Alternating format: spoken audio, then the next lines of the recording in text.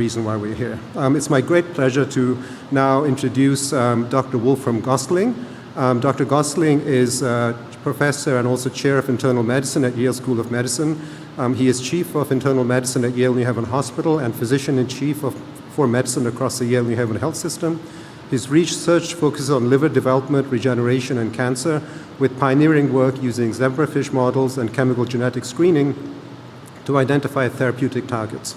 Dr. Goessling has received numerous prestigious awards and is an elected member of leading medical societies and has held prior leadership roles at MGH and Harvard Medical School. Wolfram, please. I don't think you'll be reading this.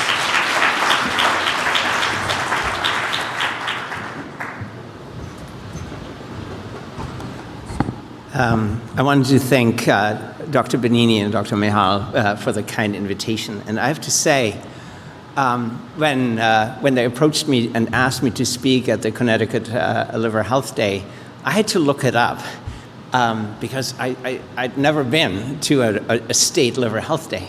And so now I realize, and looking it up, I realized how unique an initiative this is, and I congratulate all of you involved, including our policy makers and legislators, to really pay attention to this and to bring this issue into our community.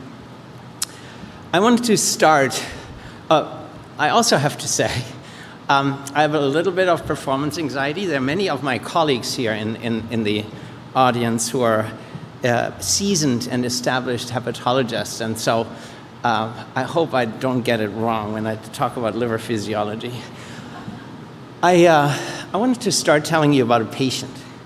And this patient, Tim, I met during my first year of training as a gastroenterologist and hepatologist at Mass General Hospital in Boston. Tim at the time was 51 years old and had cirrhosis from chronic hepatitis C. Tim had used intravenous drugs for a short period of time in his life. And even though he had participated in multiple hep C treatment trials with, at that time, very toxic therapy, had not achieved cure. Now, what I could do for Tim for the next 10 plus years was watch. And that wasn't because I didn't know any better. It's because that's all we had for Tim at the time, and mostly still today. And that is to make sure that patients with cirrhosis don't move towards, or that we at least detect when they move on to develop liver cancer. And I'm a liver doctor and a liver cancer doctor, and I wanted to make sure that Tim, if he were to develop liver cancer, was diagnosed early. So every 6 months, we put him into an MRI, and these are the pictures that we saw for more than 10 years. And then in 2014, Tim developed this one lesion highlighted here by the arrow, and that was hepatocellular carcinoma. And even though you cannot say cancer and lucky in one sentence, he was at least fortunate that we found it early enough in his treatment so that he had a chance to survive.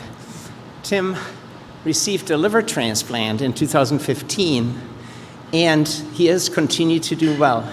He is now in his mid-70s. He has 2 sons, have grown. He is a grandfather. He is still riding his bike, is active. This is how we also connected during these times. And I gave him some grace when he told me recently that he bought an e-bike, and that's okay. Of all the things that I miss the most, moving from Boston to New Haven 7.5 months ago, it's patients like Tim who had really formed me and informed me. And I checked in with him a few days ago. He's doing well, and that's fantastic. Now, why is it that I had to just watch what happened to Tim? When the liver gets damaged, and as we heard from Senator Anwar, it's a quiet member of our family, and I will use that in the future. And it's amazing that I need to learn from a pulmonary doctor about the liver. When the liver gets damaged, it's really silent, and that is true. And for the most time of this increasing disease as it moves from inflammation to scarring to cirrhosis, patients feel largely normal. And during that time, though, is actually the time when we could intervene, because cirrhosis of the liver is the single most and best known risk factor for any cancer. 3 to 5% of patients per year with cirrhosis develop liver cancer. That's a higher risk per year than women who carry the BRCA mutation have for breast cancer. And yet, we have nothing to prevent the disease. And so most of my colleagues here do what I used to do for Tim for more than 10 years. We watch, we take images, we hope that we can catch a cancer at the early stage. So I have a different thought about what the liver does. This is our liver. It may be quiet, but it does a mighty load of work in the background. For all of you who just had lunch, right? Anything you ate goes through your liver, and it gets metabolized and utilized there. Without the liver, we wouldn't be able to know where to put the lipid, the fat, that we eat in our meal in the body. Without the liver, we would not be able to control our blood glucose levels. Without the liver, that Tylenol that you might have taken last night for headaches would still be sloshing around in your body. And by the way, if you had a beer last night, that would still be there too, because that's the liver's job too. And so, yes, life without the liver is impossible. And so we need to protect it and keep it going. I know we're going to talk about a lot of the challenges we have here in Connecticut and what we can do for our patients here, but liver disease is really has a global burden. And depending where you live or grew up or were born, the risk to develop different forms of liver disease differs. We in North America are still carrying the burden from the hepatitis C epidemic, because the most common cause of chronic liver disease still is, to this day, hepatitis C. But, as we've heard already, the wave of the tsunami of metabolic dysfunction-associated steatotic liver disease is crashing over our heads, and this will change. And some other regions on this planet already experience that. But we are obviously not isolated just because hepatitis C is still so common. All the other forms of liver disease are really important for both our public health efforts, our communities. And I want to just focus on 3. And with that, I don't want to exclude any form of liver disease. I saw outside we have both our colleagues from the American Liver Foundation here, from the Wilson's Disease Foundation. There are many ways our liver can get damaged from both genetic gene mutations and genetic insults, environmental insults, infectious agents, and all of them, as they affect our patients, are obviously the single biggest problem for those patients and their families. But I want to highlight the 3 where we can probably do the most with our public health and community efforts. So first, hepatitis C. What is hepatitis C? It's an infection of the liver. It is actually the most common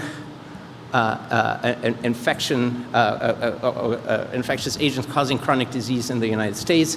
It can have an acute form. We are mostly battling its chronic form. More than almost 2.5 million people in the United States are currently living with hepatitis C. And as we heard already, because the liver is so quiet, most patients don't actually know that they have the disease, and so they, A, can't get cured, and B, can continue to spread it.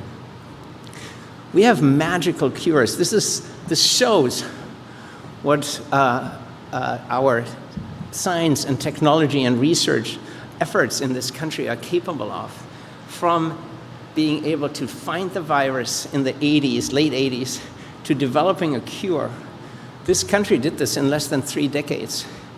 But the problem is, now more than 10 years into established and FDA-approved treatment, we're still having more patients be infected with the disease in the state of Connecticut and this country than we're actually curing, because we don't test enough. We already heard from other examples, these drugs are expensive, and so we don't treat enough patients. This is death from chronic hepatitis C in Connecticut, and I'm fully, for all of you who are much more versed in public health than I am, obviously looking at death rates really just captured what happened in the past because of the chronicity of liver disease, but it gives you one idea on how hepatitis C as a cause of death is still rising in the state. I want to talk about MASLD, and I also want to apologize because it's our liver society that came up with a word that, while correct, is also a mouthful. And I'm not always sure we reach our patients in our community by creating words that even I have trouble, properly pronouncing. But what this really is excessive storage of fat in liver cells and hepatocytes. We now have more than 1/3 of the population be affected by this, and it is the fastest growing cause of liver cancer worldwide and in this country. And this is just timely. This is a study that was recently, last week, published in one of the British medical journals, Lancet. These are predictions that by 2050, we globally will have 2 billion patients with MASLD, with fatty liver disease. Today, as we just heard, we already have 80 to 90 million people in this country living with steatosis in their liver. And so I already told you it's fat in the liver. It is often linked to other metabolically related health issues such as type 2 diabetes, obesity, and high blood pressure.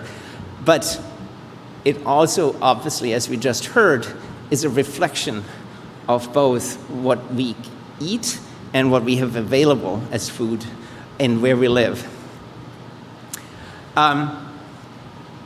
What's scary about MASLD is that we have not just patients affected by this disease who are in their 50s, 60s, 70s. We have teenagers who have steatotic liver disease. We have specialized clinics now that deal with pediatric fatty liver disease. I took care of a patient a few years ago who was 16 and had developed liver cancer because of fatty liver disease. Just like with hepatitis C, you don't know that you have liver disease, and so there is no specific complaint. There is no warning sign. And so we need to figure out and find ways to reach our communities, reach our patients, and highlight to them the risks and give them opportunities to be treated and change lifestyle and behavior.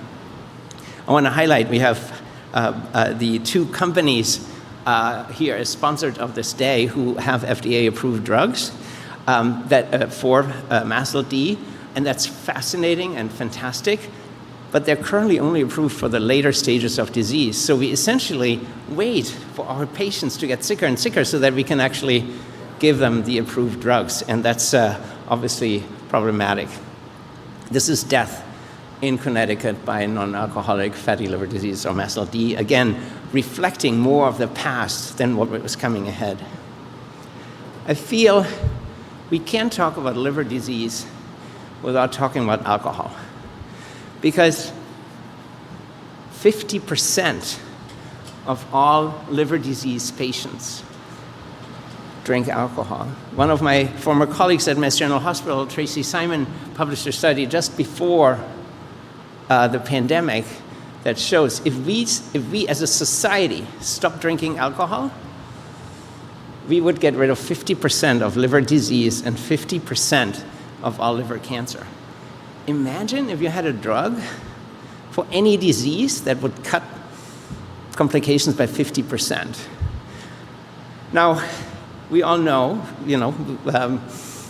we have other forces in society, and I'm not saying we should all stop drinking, but it's just important to know what a societal burden this is. And this shows how alcohol use disorder and alcohol-related liver disease track globally. And just because we're not really dark blue yet, doesn't mean we shouldn't do something about it. This shows what we have globally. We have we have more than 100 million cases of alcohol use disorder, more than 3 million cases of alcohol-related liver disease. And these are just conservative estimates because we all know that the stigma around alcohol use disorders or substance use in general, and which leads to underreporting and under-recognizing these effects. And so this is what happens in Connecticut because of alcohol-related liver disease.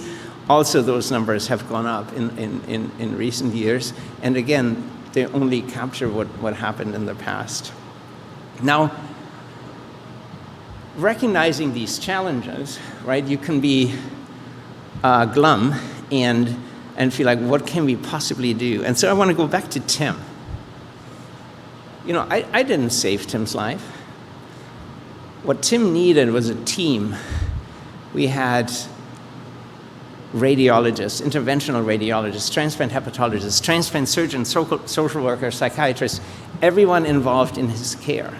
And so when I think about what we need to do to really grapple with and improve on the liver health of our communities, we need teams like that too. And so this day is a perfect example for that. We have state legislators here. We have public health specialists here. We have our transplant surgeons, transplant hepatologists, and hepatologists here. We have the community represented because it really takes all of us, just like it took for Tim to have a team, it takes all of us working together to improve the health and liver health of our community. Thank you so much.